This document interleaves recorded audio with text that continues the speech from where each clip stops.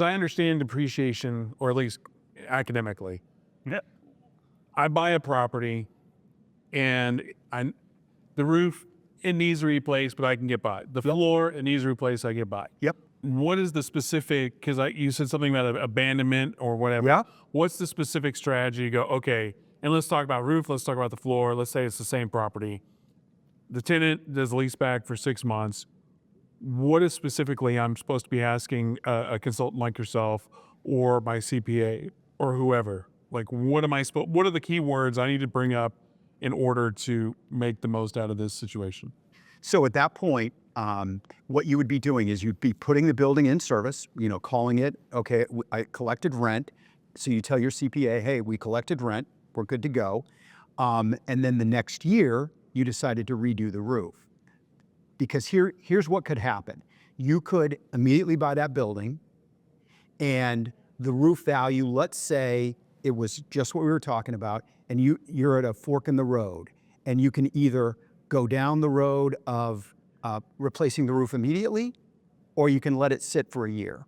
Okay, so if you go in and replace it immediately, well, I should say, let's say that we say that roof is going to be worth 30 grand, or that's too much for a $100,000 opportunity. So it's worth 15 grand, let's say. So the roof is worth 15 grand.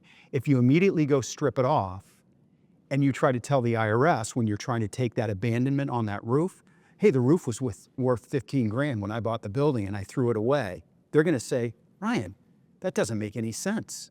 You immediately bought the building, and if the roof was worth 15 grand, you threw it away. Why would you do that? Because they're thinking it's worth zero because that's You threw it away. You threw it away. Okay. As opposed to if you let it sit, now you've used it, and we come in and do the cost seg, and we put a value on every single item in the building.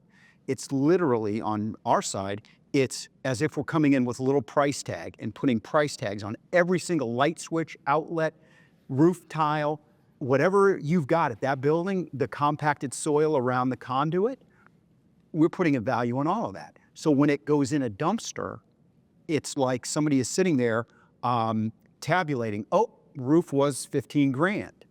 You took 1 year of 15 grand. So that means you're gonna get a roughly $14,000 write-off of that original roof when it hits the dumpster. Oh, the floor, it was worth 5 grand, let's say. It goes in a dumpster. If you didn't already have it in 5-year property, because now we talk about bonus depreciation. So depending on the bonus depreciation level, if it was 100, if you bought that in any time from 17 through end of 22, you would have gotten 100% bonus on that 5-year flooring. What does that mean?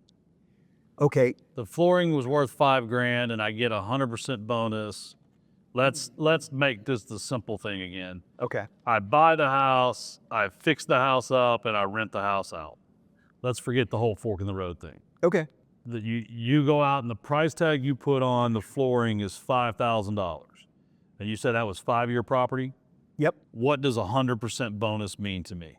Okay, that means, so logically, you would think, oh, $5,000 in a 5-year property category would be roughly $1,000 a year. Right. Let's keep it simple. Yeah. So you would think, oh, I'm gonna have to write that off over 5 years. Right. Well, in 2017, at that time, the new president because he might have been a real estate guy, I've heard. The same new president we have today? Yeah. Oh, okay. 45 and 47. Yes. So what ended up happening was he put in a new law, a new provision in the tax code that said, hey, wait a minute, as opposed to waiting 5 years, Tim, wouldn't you rather take that immediately? So he enacted a new rule that was allowing bonus depreciation, meaning you could take everything that is recategorized into 5-year and 15-year in the first year. So you would get to take 100% of that 5-year asset the first year. So you would get an immediate $5,000 deduction on that flooring that otherwise, if you didn't choose bonus or if bonus wasn't in play, it would have been written off over 5 years. But so bonus, I've heard people explain this wrong. This is why I'm making you go through the simplistic way. Bonus doesn't mean extra. Bonus means you can do it all in 1 year instead of waiting the time. Right? So it's not 5,000 plus still the 1,000 a year. Correct. It's all 5,000 just in year one. You got it. Right. And it also applies to the 15-year property. Yeah, as because I heard someone explaining it one day, and I knew it was wrong, but I was like, "But is it?" Because it says bonus, and bonus implies extra, like you get more depreciation. It just means extra year one depreciation. now I hear what you're saying and understand why you might think that it's something extra, and it's probably in DC. Those folks down there probably said, "Hey, this will sound sexy." So you're right. It's not more than you would have gotten otherwise. It's the 5 and 15 at 100%. Just this guy was teaching a webinar trying to sell some BS like guru stuff. So I heard it and I was like, "That's not right." You were And at I a was like, webinar? yeah, I listen all the time. I'm a information guy. I heard it and I was like, "That's not right." But then I was like, "Or is it?